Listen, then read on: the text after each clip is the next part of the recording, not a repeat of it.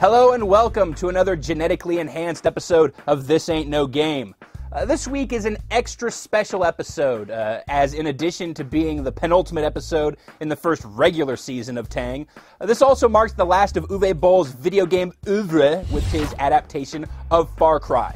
Considering that I had to import my DVD copy of Far Cry from the UK, as it hasn't yet seen a proper US release, and the fact that it's, an Uwe Boll movie, my expectations for this movie were appropriately low. And maybe I've just had my standards for video game movies ground into a fine powder by this process, or perhaps I suffered some kind of undiagnosed head trauma, but I actually found myself intermittently entertained by Far Cry. For starters, Far Cry stays much closer to the source material than any of Boll's past films. The movie stars the intensely Germanic Til Schweiger, who you might recognize from Inglourious Basterds, as the burned-out ex-Special Forces boat captain Jack Carver, who gets his boat blown to smithereens by mercenaries while taking a lady journalist to a remote island where the insane Dr. Krieger, played here by a disappointingly restrained Udo Kier, let's not go over the top, is performing ethically questionable genetic experiments. You're making brainless monsters! The biggest departure Far Cry makes from the plot of the game is that it trades the exotic tropical island locale for an evergreen island near Vancouver, a location that I'm pretty sure Uwe Boll shot most of the first House of the Dead movie on. Actually, it's a little eerie just how similar the first half hour of House of the Dead and Far Cry are. Promise me whales, George! Both start off with a gruff German boat captain begrudgingly taking tourists out to an island with a dubious reputation and then getting caught up in the ensuing havoc. Something that most filmmakers would accomplish in maybe half the time, but hey, what's an Uwe Boll movie without plenty of lackadaisical pacing? Once they get to the island, the rest of the movie revolves around Carver and his new lady friend trying to get off the island and away from the mercenaries as well as Krieger's experiments. Though the simplicity of the plot means there's ample time for an awkwardly sudden romantic interlude and irritating, ill-defined, and ultimately disposable supporting characters like Krieger's icy lady lieutenant. Any more complaints? There are actually a couple of decent action sequences in Far Cry. Early on, there's a car chase through the woods where Carver's truck gets accidentally attached to an attacking helicopter. There's a boat chase later on that's reasonably frantic. And there's some light parkour-ish action during the film's otherwise anticlimactic final gun battle. The problem is that the downtime between these sequences can be pretty trying.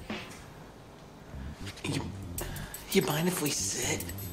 I mean, I have a feeling this is going to take a while. There's always been a weird sense of cultural disconnect in Uwe Boll's movies, but Far Cry is easily his most prominently German video game movie yet. Aside from the fact that it's based on a video game of German origin, most of the starring roles belong to German actors. In addition to Til Schweiger and Udo Kier, there's Natalia Avalon as the nasty, neck-stabbing mercenary, and the Frankensteinian Ralph Moeller as the reporter's uncle and an unwitting subject of Krieger's experiments. That's a lot of thick accents for an ostensibly North American-based movie. let's not get carried away, please. But my favorite character from the movie is Emilio the Food Guy, played with a top-of-his-lungs abandon by regular Uwe Boll player Chris Coppola. This guy keeps popping up in awful supporting roles in Uwe Boll's movies, usually serving as a slapsticky foil for the otherwise grim proceedings. I normally find him just as annoying as the other characters do, but with Far Cry, I'm kind of coming around. His gasping attempts at comedy often feel too desperate, but he's got a better success rate with laughs than anyone else in the movie, particularly when he's teamed with Til Schweiger. And there were a few moments where I actually chuckled at his hapless shenanigans. I'm sitting down if I were you. You don't want the commandant to catch you. Come on. What the hell do I care? Because of that tight ass? What, am I a soldier? Is he the boss of me? No! Whatever, man. Whatever, man. Don't get me wrong. This is a movie that still carries many of the Uwe Boll trademarks of awfulness, with its tedious pacing, lingering travel sequences, and a low hit-to-miss ratio in its attempts at broad humor. But it also shows a greater level of technical competence than his previous efforts. I hate to say it, but Uwe Boll is actually getting better at this. My expanding familiarity with Uwe Boll's body of work is literally, it's killing me. inside here.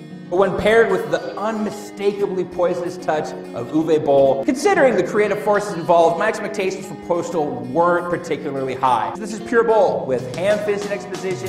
This is either the work of a filmmaking savant or a complete psychopath. I'm not sure which is worse, watching Uwe Boll whip it on standard genre fare, or watching him screw up something with more unique potential.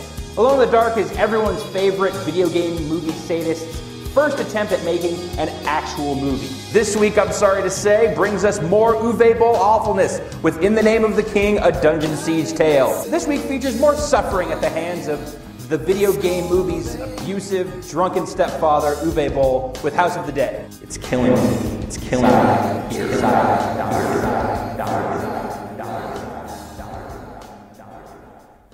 That's going to do it for this week's episode of This Ain't No Game. I'm Ryan Davis reminding me, you promised me whales, George! They want to see whales. Whales!